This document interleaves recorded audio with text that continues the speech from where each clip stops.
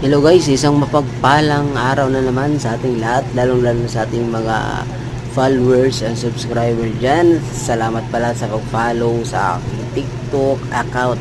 At huwag niyo rin pong kalimutan i-subscribe ang aking YouTube account guys, na aking ilalagay sa description itong video na ito.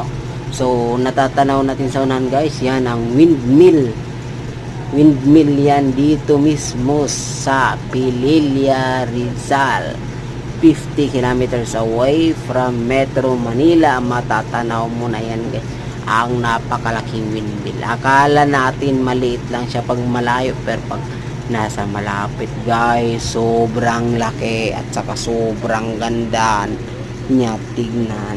So eto yung view guys pag nasa dito ka na banda sa malapit na mismo sa windmill. Sa likod niya matatanaw mo yung lawa. Ayan, kaya sulit na sulit guys. Walang entrance fee dito, pwera na lang pag dun ka sa kabila may bayad dun guys, pero pag dito sa pinuntahan ko walang entrance fee. Ang babayaran mo lang ay ang parking fee na 20 pesos. Maraming salamat.